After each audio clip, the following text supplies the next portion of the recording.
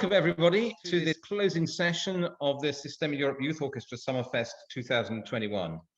We are trying to catch our breath a little bit, but we're not almost there because we've got one last session to go, just to look at a couple of things that have happened, speak to a very special guest, and just start to look ahead to the next year. Before we do that, I really want to say a thank you to the incredible teams that have put this project together. I can see Elisabetta, Mina, Maria, Pat, Verna. You may have noticed, and we discussed this before the session started, lots of ladies there. Well done, the women. That was it. No, it's been a fantastic tech team and programming team, and you name it, who've put this together. Also Etienne, who's not here at the moment, but I just want to give thanks to the unbelievable amount of work that went on behind the scenes. So thank you team. We have a very special guest today, and that is Marin Alsop. I was going to say conductor, but I mean conductor, social mover, you know, you name it, getting into all sorts of things. And what I was going to do just for the first part of the session was to have a chat with Marin and also take your questions. Chance to ask the maestra anything you want to at this stage. But listen, Marin, that's great. I think you're joining us from Chicago, if I got that right, and you're en route to other parts of the US. But of course, you're in Europe quite a bit, in Vienna specifically. And it's fantastic to have you here. I just wanted to bring a few things that have been happening in the last couple of weeks and just get your take. We've had really lively and interesting sessions on you know, diversity, equity, inclusion, safeguarding. There are a whole host of these big issues that classical music and music education has not always been to the forefront in looking at. And I wanted to get your take on some of those areas and how you think that you know, the world you move in, is it moving fast enough? Are we doing enough? Probably not.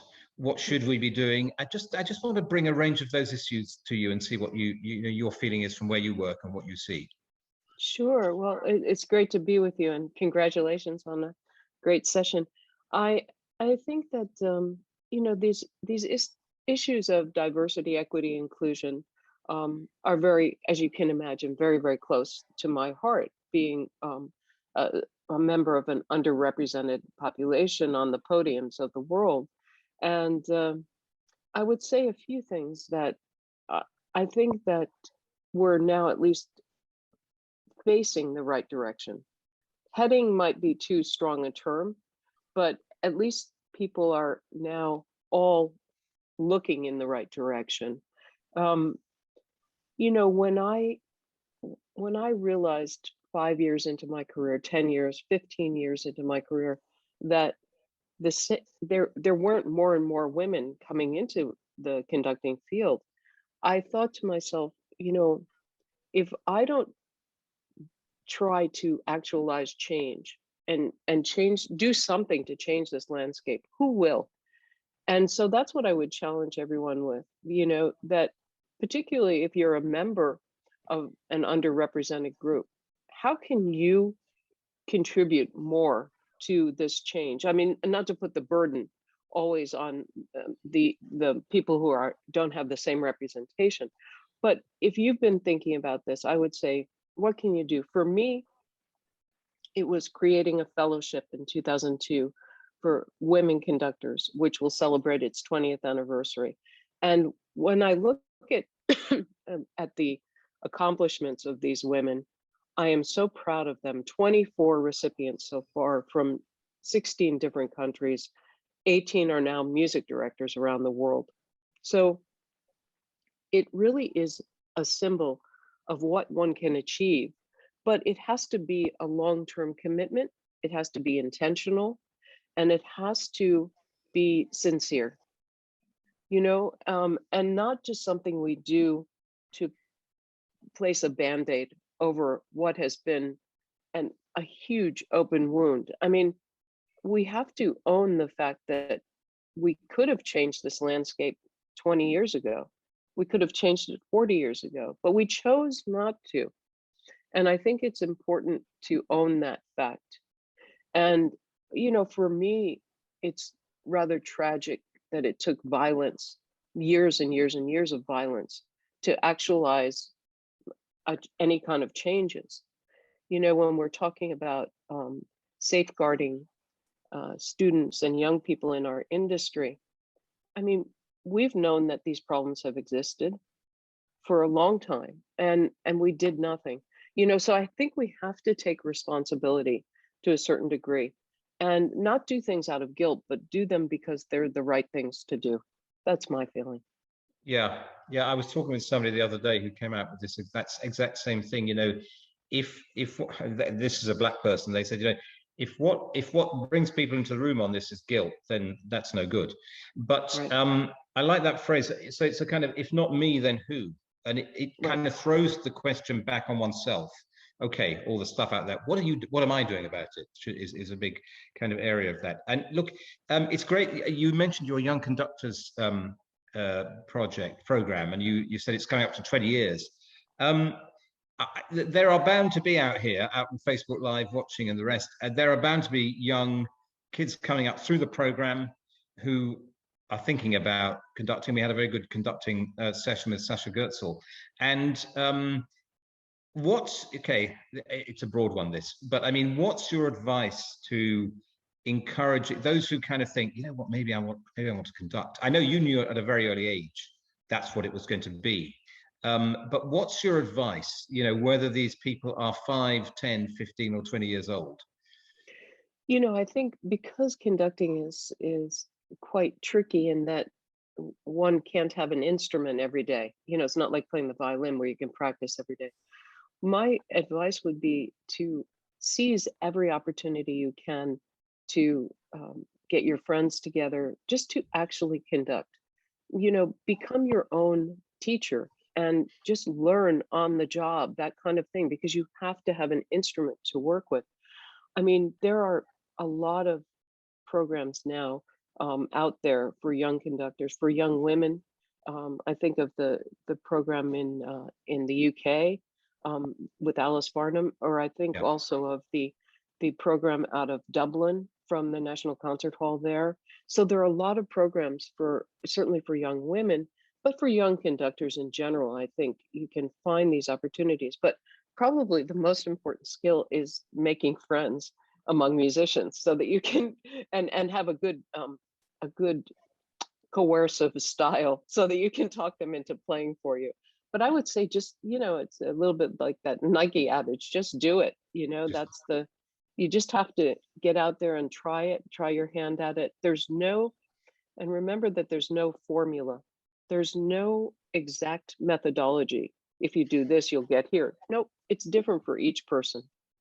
Yeah, yeah, yeah. You remind me of a kind of Handel type of composer who is essentially an entrepreneur. He wants to try opera in a certain way. Okay, he'll sell the project, then he'll do it. So Right. you have to get out there and do it. It's great talking about ways in which you're advising others and you're helping others. Can we just focus on you for a second? I mean, I know you did this film, this extraordinary film this year. And tell us a little bit about that, what the process of making it, what it felt like. You know, it's always Well, fascinating. People stick a camera at you. Do you get out the other side what you were expecting when you look at it?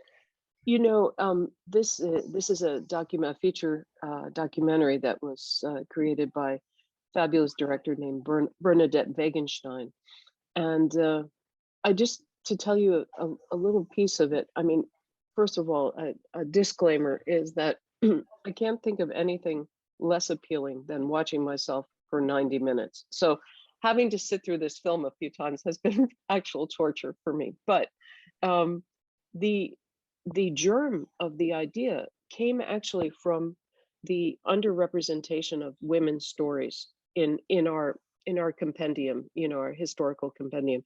I met Sylvia Kaduf at Mm. a conducting workshop I did in Lucerne, and I didn't know who she was. I'd never heard her name, and she was the first woman to conduct the Berlin Philharmonic and the New York Philharmonic. I had never heard of her.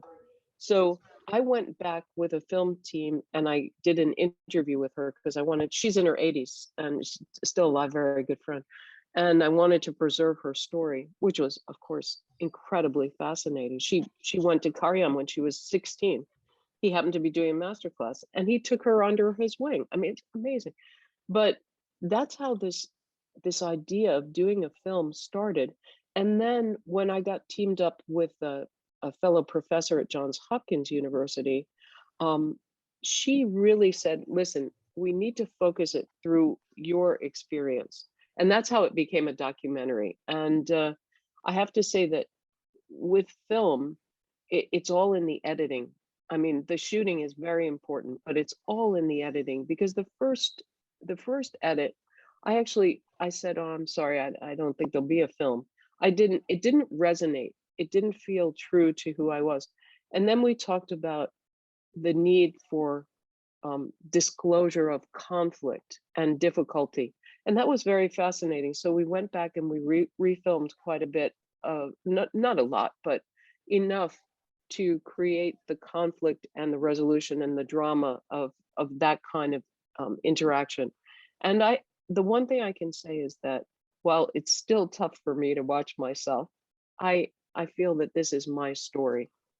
And I hope people who see it will walk away from it saying, I think I could do that too. And have a sense of possibility and feeling encouraged. That's great. Look, I wondered, maybe we can even gather things from Facebook Live, any questions, but also from the people in the Zoom room here. Has anybody got anything they want to ask Marin or talk about? Don't need to have the man asking the question all the time. Verna. Yes, hello. I was just wondering, what could we do within the system of programs to provide this courage and vision for the youngsters to take up a stick and start dreaming about it, because it seems to be so far away. Whereas we are given the instruments right away and we start to proceed on how to succeed. And even though we sometimes can lend the baguette to the students, but it's still not realistic. So what could we do? Because I don't feel strong enough, to give the confidence even to the students. Yeah, no, I think it's a great question, but I do think that this idea, conducting is about leadership. And I think the idea of sharing musical leadership with young people is very important, whether it eventually manifests in them becoming conductors or not. But perhaps the idea of turning over the leadership of a musical ensemble, or, I mean, they don't have to conduct, they could play, they could talk, they could sing, whatever brings their leadership to the forefront, because that's what it's about. And for some of them who don't even know that they have the talent or the desire to become conductors, that will become clear. So I think it's a matter of structuring sessions where the leadership is shared and exchanged. And then even to get some feedback from your fellow musicians on how you did leading that piece. You just take a small piece and say, okay, it's yours. What would you do? Oh, well, what would I do? Instead of just playing my one line, and making it fit in. But I think that this would be a great addition to any kind of experience for a young musician. That's my thought. Great. Thanks, Marin. Sure. Anybody else want to chip in on these interesting questions coming up?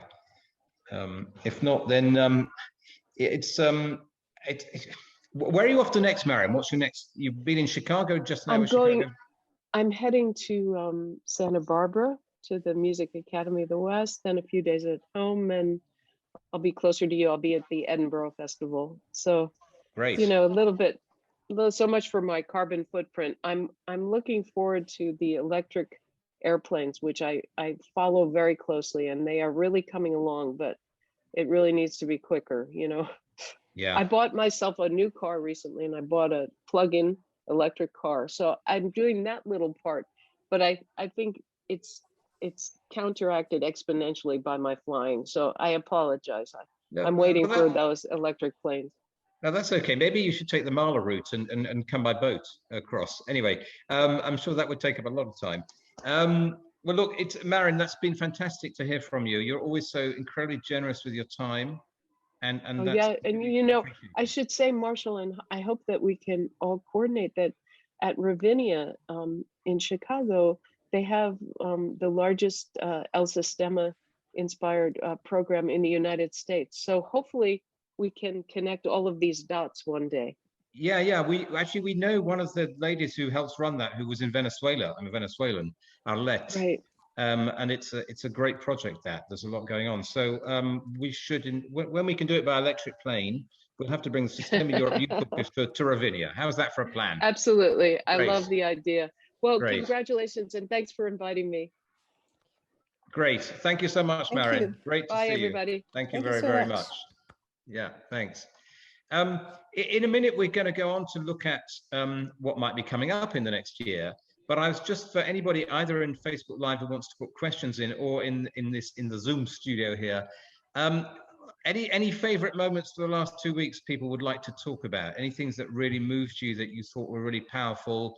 I'm going to embarrass two people on screen by starting one myself, then handing over, because I thought in the opening session, Maria, you started talking about why we're really doing this in a very profound way, and it led on to Andreas talking about his project going to kiosks, and I just thought that was an extraordinary moment, completely unscripted, and I wanted to thank both of you for that, because it really brought in a kind of powerful reminder of why we're doing this. So that's my vote. Anybody else want to talk about any other moments, or we'll move on? Marshall, may I comment on that, Marshall? Please. Thank you, because I think it actually the drawing the bow between what we said at the beginning, you know, what was going on, especially then with all the catastrophic, unfortunately still ongoing attempts to repair what has been happening, and what Marin also has just said. What am I doing? And this is why I feel that every day we've got to. This is what we have to ask ourselves. I mean, and sometimes it's actually not easy to see what I'm doing, but what is easy, in my opinion, is to say, am I turning anything down, or am I catching all the chances that I can catch? And I think this is why we did this, actually, because it was a chance we did not want to turn down. And we would have, you know, even if it was very imperfect in parts, better in other parts, but if we had not done it, no. And so I think that, you know, that to me was the real incentive. And I think there were many moments where you could really see what the commitment of every speaker and every participant has been. So I think that's a really great message for us. Thank you very much. Thank you. Anybody else want to come in? Yeah, Werner. Me. I found this in wholeness important by it defines where we are heading. What are the subjects we need to continue work on and to improve within the system of programs, and with the board, with different countries, with the people with whom we are cooperating. It just opened new perspectives, and therefore, and as we mentioned earlier in several occasions, they have been very complementary presentations. So it will allow us to define a new sort of picture and image of what we are working on and towards for the Madrid and 2022.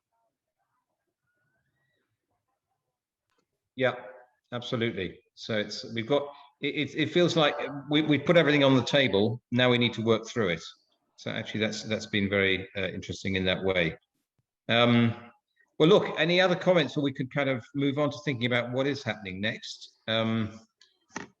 By the way, I see Barry and Yoda from Wales. That was another great moment. I think actually that was the first thing where we saw the kids performing, was in the first of those shows in the evening. So I just wanted to thank you guys for your very particular, crazy and wonderful way you approach doing that stuff. It was just such fun. It was real. It brought a smile to everybody's face. So I mean, thank you very much for that. That was great. There's a lot to learn from that one. Keep going, Wales. Very good. And that comes from an Englishman as well. There we are. So look, as we look forwards, it's kind of interesting. I think actually the next kind of date for your diaries could well be the 28th to the 30th of September, where I hear rumors of a World Congress of El Sistema, which is being done by El Sistema Venezuela. And so we'll doubtless get information out about that and see what's going to be happening as part of that. I'm sure that Sweden will be doing its normal extraordinary things. I think, if I've got it right, I think I see the dates for Side by Side Sweden are down for the 18th to the 22nd of June 2022. And I'm assuming there'll be an academy as well, a Swedish Academy, El Sistema Sweden Academy happening. And then we have SEYO 22. I don't know that we've got anybody here who's been working on that at the moment. I know that Etienne has, and there are a few Spaniards, because we should be in Madrid in summer 22 and have those dates soon sorted out for you. And I know that the programming committee has been talking about meeting and doing a call out actually in, I don't know, September, to ask the programs, what is the repertoire that might interest you? Here are some ideas we've had. So we can get the repertoire for that sorted out so that the programs can move ahead on that. And I really hope, I mean, we all hope. We've had a great time online, but who wants to stay on Zoom all their lives? We want to get together in Madrid next year and physically meet each other. So that's the big thing to look forward to. It could be that any programs at this stage would like to do any self-advertising of things that they've got coming in the next year, in which case this is your moment to do your advert. But any calls for anything that is going on that we know of next year?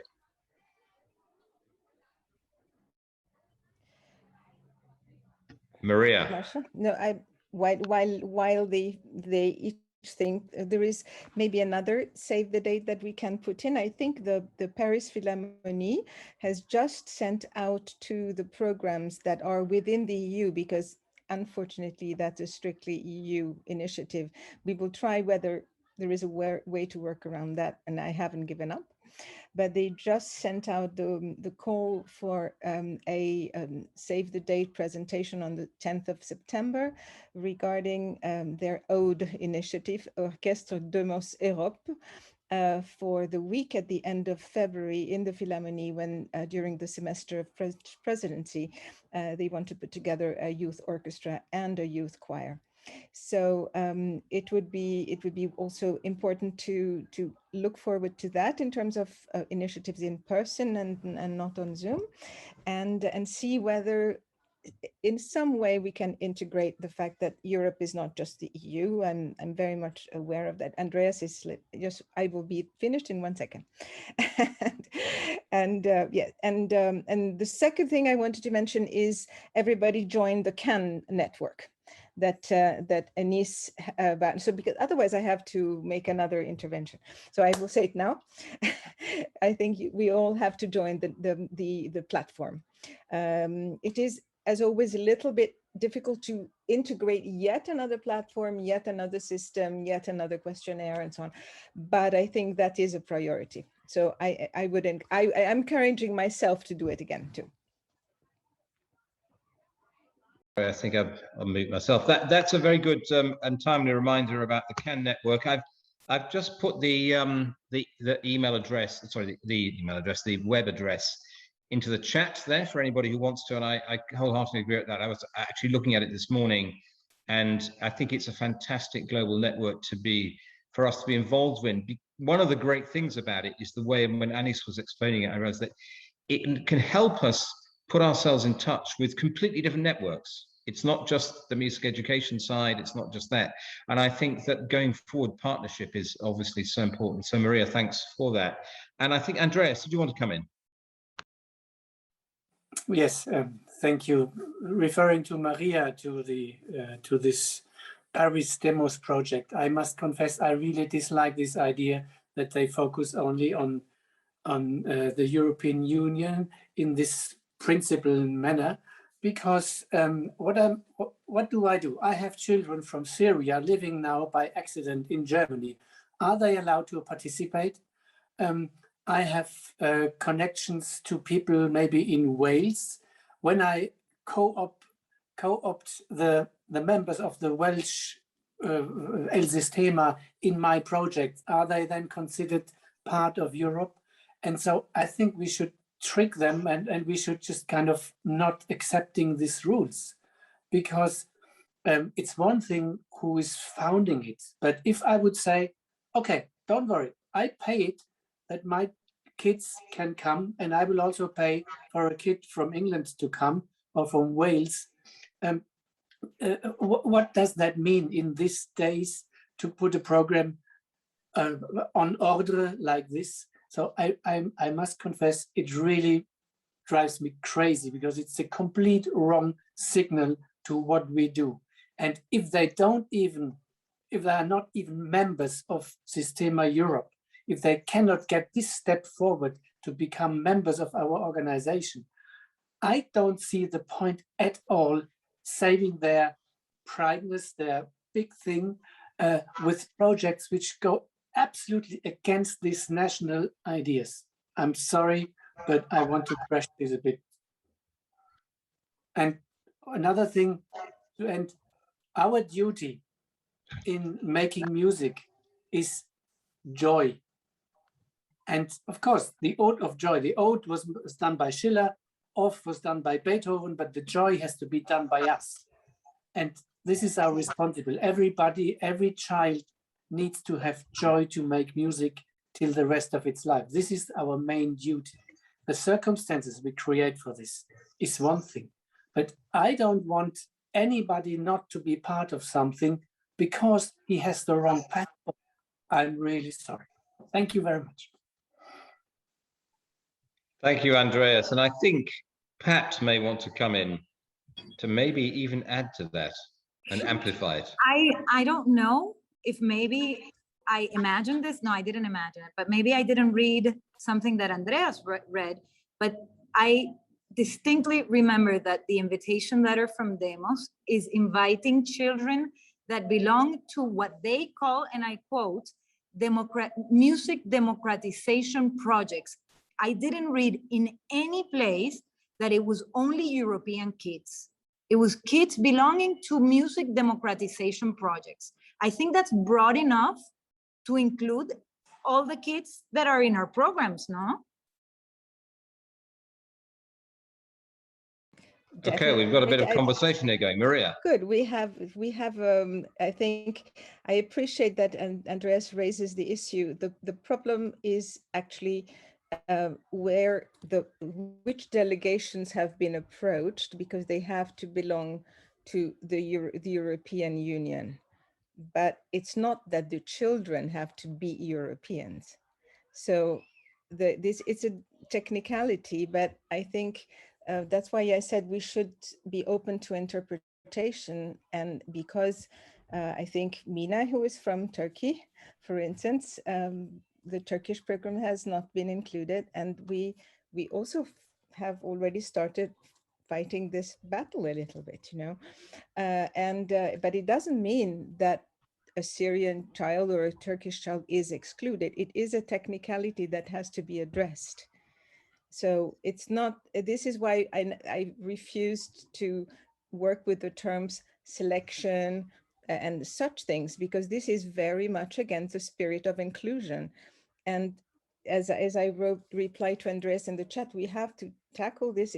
I don't think it can be very much a community discussion, but I'm very glad that the issue was raised, so that it raised openly. I'm always very much for taking the problems out of the dark.